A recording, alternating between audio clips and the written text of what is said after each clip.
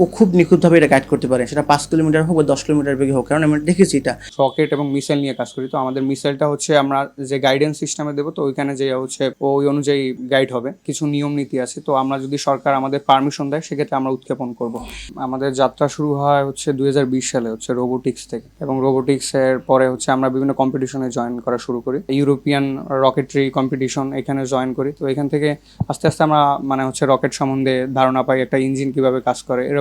তারপর হচ্ছে আমরা মডেল ডিজাইন করি, ওখানে আমরা একটা 10টা দেশের মধ্যে আমরা একটা ভালো প্লেস অর্জন করি। বাংলাদেশে একটা রকেট ছোট বিষয় না, তো সেক্ষেত্রে যদি আমরা চাই এটাকে প্র্যাকটিক্যালি দিতে, তো সেক্ষেত্রে আমাদের অনেকটা বাধা ফেস করতে হয়েছে। তো এখন আমরা হচ্ছে মোটামুটি আমাদের সবকিছু কমপ্লিট, রকেট এবং মিসাইল নিয়ে কাজ করি। তো আমাদের মিসাইলটা হচ্ছে আমরা যে গাইডেন্স সিস্টেমে দেবো, তো ওইখানে যে হচ্ছে ওই অনুযায়ী গাইড হবে। তো আমাদের ইচ্ছা হচ্ছে আমরা যদি এটাকে পরবর্তীতে দেশের কাজে লাগাতে পারি, যে আমাদের দেশে অনেক তরুণ আছে, তো আমরা এই তরুণদের নিয়ে কাজ করতে চাই, যাতে আমরা ভবিষ্যতে অন্য দেশের উপর নির্ভরশীল না হই। কিছু নিয়ম নীতি আছে, তো আমরা যদি সরকার আমাদের পারমিশন দেয় সেক্ষেত্রে আমরা উৎক্ষেপণ করব।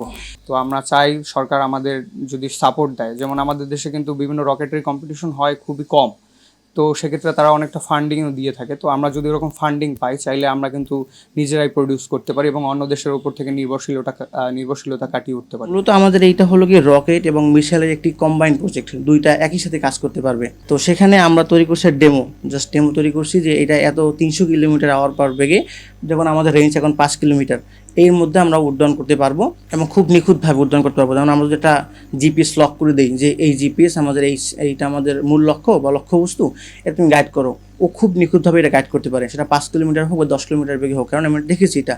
এখন শুধু আমাদের পরীক্ষামূলকভাবে টেস্টিংটা শুরু, হয়তো ফেল হতে পারি, নাও হতে পারি, কারণ আমাদের মোটামুটি সবই তৈরি, 80-90% কাজ ওকে।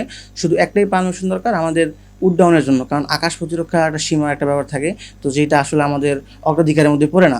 যদি গভর্নমেন্ট থেকে বা স্থানীয় প্রশাসন থেকে এই পারমিশনটা আমাকে দেওয়া হয় যে ঠিক আছে তোমরা উড্ডয়ন করো, চেষ্টা করো তোমরা, তাহলে আমরা দেখতে পারি উড্ডয়ন করে। আশা করি এটা খুব ভালো একটা উদ্যোগ এবং এটা আমাদের দেশের সাথে খুব বড়ভাবে কাজে লাগবে। বাংলাদেশের প্রতিরক্ষা ব্যবস্থাটা আসলে অতটা সামঞ্জস্য না বর্তমান যুগের সাথে চাহিদা মিলিয়ে।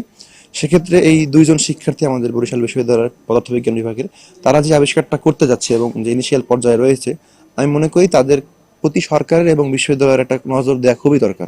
আমাদের কান্ট্রির মতো দেশে আসলে রকেট মিসাইল এইসব আবিষ্কার করার মতো দেশে মানুষের চিন্তা ভাবনা বা ওরকম তৈরি হচ্ছে না। আমার বন্ধু যেহেতু নিজের উদ্যোগে, নিজের আর্থিক খরচে, যেহেতু নিজের ইচ্ছায় রকেট মিসাইল তৈরি করার চেষ্টা করছে, তো ওর এই ইচ্ছাকে, উদ্যোগকে আমরা স্বাগতম জানাচ্ছি।